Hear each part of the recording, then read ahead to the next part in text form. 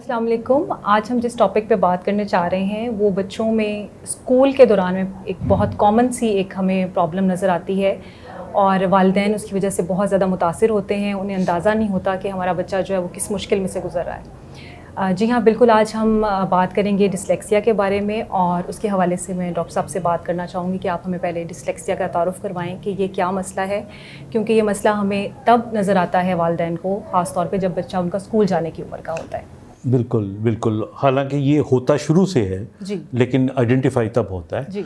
तो मैं एक तो बताता चलूँ आपको बड़े सादे लफ्ज़ों के अंदर कि जो डिस्लेक्सिया है ये एक जेनेटिकली ट्रांसमिटेड ट्रेट होता है, या आप कह सकते हो कि इसके अंदर जीन्स का बड़ा अमल दखल होता है। यानी फैमिलीज़ के अंदर अगर हो तो फिर बच्चों में आने का इम्कान ज़्यादा होता है। कुछ एनवायरमेंटल फैक्टर्स भी होते हैं, लेकिन डिस्लेक्सिया को अगर मैं और भी सादे लफ्ज़ों में समझाना चाहूँ आपको तो since it's a kind of a learning disability, बच्चे जो डिस्लेक्सिक होती हैं जी, उनकी इंटेलिजेंस कम नहीं होती।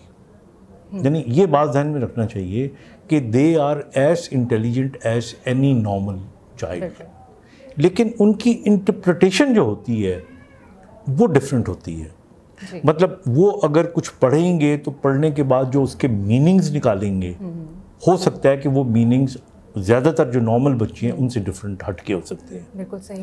अच्छा, फिर इसी तरह बाज़ों को बच्चों को रीडिंग डिस्लेक्सिया होता है जी, कि वो कुछ लफ्ज़ों के ऊपर पढ़ते हुए लाइन के ऊपर वो अटक जाते हैं, they can't speak it out. कुछ लोगों को राइटिंग के अंदर ये प्रॉब्लम होती है। अच्छा, कुछ लोगों को विजुअल प्रॉब्लम होती है, जी, यानी वो जब लफ्ज़ को देखते हैं तो वो जो पूरा लफ्ज़ है हो सकता है उसके कुछ जो एक दो कोई वोवल हो उसके अंदर फ्लोटिंग टाइप हो सकता है, या उनको इन बिटवीन द लाइंस वो नज़र आ रहा होता है। तो इस किस्म की जो इंटरप्रिटेशन होती है बच्चों को, ज़ाहिर है कि जब वो होंगी तो फिर आपकी जो कंसंट्रेशन है वो कम होगी, और फिर सेकेंडरीली ये पता लगेगा कि आपका अल्लाह ना करे कोई IQ कम है, वरना IQ बिल्कुल नॉर्मल होता है। तो इसलिए आई थिंक दो चीज़ें इसमें बड़ी इंपॉर्टेंट हैं। पहली बात तो ये है कि अल्लाह ना करे जिसको डिस्लेक्सिया होता है, यूजुअली जी, ये ऑटोमेटिकली जब एडोलेसेंस में आप आते हो तो ये ठीक हो जाता है। जी। डॉक्टर साहब, एक और इसमें गाइड करें कि आम तौर पे डिस्लेक्सिया को बहुत सारी और बीमारियों के साथ भी कंफ्यूज किया जाता है, जो कि और डिसेबिलिटीज़ भी होती हैं। तो क्या ये किसी और डिसेबिलिटी के नतीजे में भी ये नज़र आ सकता है, या ये इटसेल्फ एक डिफरेंट डिसेबिलिटी है? हाँ, आई थिंक अगर तो डिस्लेक्सिया को एज सच देखे तो ये डिफरेंट बिल्कुल सेपरेट एक वो एंटिटी है।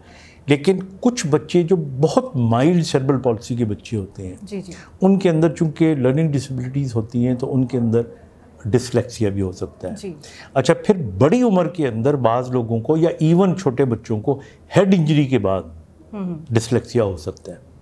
बिल्कुल। बाज़ बच्चों को मेनिंजाइटिस के बाद या कोई ब्रेन की इन्फेक्शन होने के बाद भी डिस्लेक्सिक फीचर्स आ सकती हैं। लेकिन जब प्योरली हम इसको हम सेकेंडरी डिस्लेक्सिया कहते हैं। जी, सही। हाँ, तो प्राइमरी जो डिस्लेक्सिया होता है वो बिल्कुल बाय बर्थ होता है और वो जेनेटिकली आता है। यानी आपका कहने का मतलब ये है कि हम इसको अक्सर जो प्रोफेशनल्स हैं वो बाज़-औक़ात इसको कंफ्यूज करते हैं और डिस्लेक्सिया नहीं भी होता और बहुत सारी और वजूहात भी हो सकती हैं, और हम समटाइम्स डिस्लेक्सिया को भी उसके साथ अटैच कर लेते हैं। और डॉक्टर साहब, थोड़ा सा ये भी बताइए कि क्या इन बच्चों के लिए जो फिर एक उनके जो एजुकेशन का मुस्तकबिल है उसको किस तरह से वालिदैन देखें, या जो अच्छे स्कूल्स में पढ़ रहे होते हैं, ख़ास तौर पे हमारे जो प्राइवेट सेक्टर स्कूल्स हैं वो तो एक्सेप्ट ही नहीं करते कि ये बच्चा रीडिंग नहीं कर सकता है तो आगे ही नहीं, नेक्स्ट स्टेप पे नहीं जा सकता। तो इसके हवाले से आप क्या वालिदैन के लिए मैसेज देना चाहेंगे कि वो इसकी मैनेजमेंट किस तरह से करें? आई थिंक डिस्लेक्सिक जो बच्चे होते हैं ना, उनके अंदर जो आपने बातें की हैं, जब ये बच्चे स्कूलों में जाते हैं, घरों में जाते हैं, परफॉर्मेंस अच्छी नहीं होती तो इनको डांट डपट पड़ती है, जिसकी वजह से उनका एंग्जाइटी लेवल बढ़ जाता है। जी, जब उनका एंग्जाइटी लेवल बढ़ता है तो डिस्लेक्सिया भी उनका बढ़ जाता है। फिर ये बच्चे जो होते हैं ना, ये अपने आप को छुपाना शुरू कर देते हैं, अदर साइकोलॉजिकल इश्यूज उनके साथ अटैच होना शुरू हो जाते हैं, और नतीजे के तौर पे अल्टीमेटली दे डोंट लग रहा होता है कि ये सक्सेसफुल नहीं है ज़िंदगी में।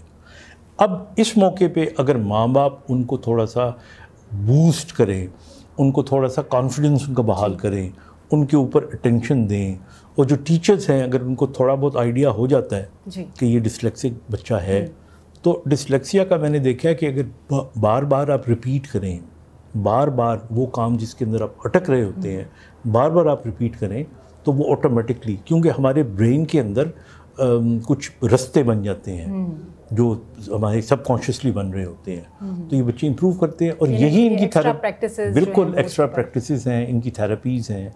اور لیکن اگر موٹی موٹی باتیں 2-3 سمجھی جائیں تو ایک تو یہ ہے کہ ان بچوں کو اسپیشل اٹینشن دینی چاہیے، ڈانٹ ڈپٹ نہیں کرنی چاہیے، اور تیسرا ان کو بار بار ریپیٹ کروانا چاہیے، اور ڈسکریج جو ہے وہ انہیں نہیں کرنا چاہیے. تھینک یو ویری مچ، آپ نے اس پہ بات کی، اور یقیناً ہمارے جو پیرنٹس ہیں خاص طور پہ ان کے لیے آپ نے بڑا اچھا میسج دیا کہ ہمیں ان بچوں کے لیے جو ہے وہ خصوصی توجہ کے ساتھ ساتھ ان کی حوصلہ افزائی کا سلسلہ جاری رکھنا چاہیے، اور ان کے لیے ایسے اقدامات کرنے چاہیے جیسے کہ ان کی پڑھائی کے لیے آپ کوئی ایڈیشنل یا ریمیڈیل جو تھیراپیز ہیں ان کا انتخاب کریں تاکہ وہ بہتر طریقے سے اپنی جو باقی صلاحیتیں ہیں ان کا استعمال کر سکیں. اور انشاءاللہ ہم نیکسٹ ویڈیو میں کسی اور ٹاپک کے ساتھ آپ کی طرف آئیں گے. Thank you.